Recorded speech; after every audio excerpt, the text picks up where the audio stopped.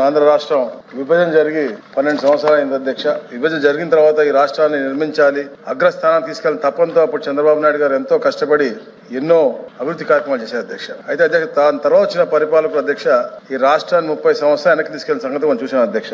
అయితే ఈ రోజున రాష్ట్ర అభివృద్ధి అలాగే యువతకు ఉపాధి కల్పించాలని తపనతో అభివృద్ధిని వికేంద్రీకరణ చేసుకుంటూ రాష్ట్రంలో పరిశ్రమల ఏర్పాటు, అలాగే ఏదైతే మనం ఏ జోనల్ వారీగా ఇప్పుడు విశాఖపట్నంలో మనం చూస్తే డేటా సెంటర్లు అవ్వచ్చు, తిరుపతి వైపు చూస్తే అంటే మనకి ఎలక్ట్రానిక్ సిటీ అవ్వచ్చు, అలాగే అనంతపూర్ వైపు మనకి స్పేస్ ఇది అవ్వచ్చు. అలాగే ముఖ్యంగా అధ్యక్ష విద్యుత్ రంగంలో అధ్యక్ష మనకి రెన్యూవల్ ఎనర్జీ, గ్రీన్ ఎనర్జీ ఏర్పాటు చాలా కీలకంగా మారింది అధ్యక్ష. ఎందుకంటే ఇది మనం ఒక ప్రజాప్రభుత్వంగా మనం తీసుకెళ్తా ఉన్నాం, అందరికి కూడా ఉపాధి కల్పించాలి, యువతకు మంచిగా. అలాగే రాబోయే రోజుల్లో ఏదైతే మనకు ఎక్స్పెన్సివ్ గా ఉన్నటువంటి ఈ పవర్ ఉందో దాన్ని తగ్గించాలి, అలాగే పేదవాళ్ళకు కూడా మెరుగైన జీవన పరిమాణ లక్ష్యంతోనే ఈ కార్యక్రమం చేస్తా ఉన్నాం అధ్యక్ష. దేశంలోనే అధ్యక్ష మొట్టమొదటిసారిగా అనకాపల్లి గ్రీన్ హైడ్రోజన్ వ్యాలీ ప్రారంభించడం అధ్యక్ష. అలాగే అదే విధంగా అధ్యక్ష గ్రీన్ అమోనియా ప్లాంట్ ను కూడా ప్రారంభించాం అధ్యక్ష.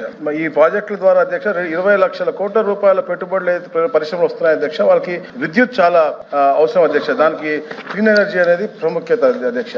ఇవన్నీ పెట్టుబడులు గ్రౌండ్ అయితే అధ్యక్ష 15 లక్షల మందికి ఉపాధి దొరుకుతుంది అధ్యక్ష. దీంతో మొత్తం రాష్ట్ర ఆర్థికాభివృద్ధి కూడా పరుగులు పెడుతుంది అధ్యక్ష. అధ్యక్ష మేము మొన్న కూడా చెప్పాం అధ్యక్ష, మాది 20 లక్షల ఉపాధి కల్పన అనేది మా కూటమి ప్రభుత్వం యొక్క లక్ష్యం అధ్యక్ష. దీంట్లో కీలక పాత్ర రెన్యూవల్ ఎనర్జీ అనేది ఉంటుంది అధ్యక్ష.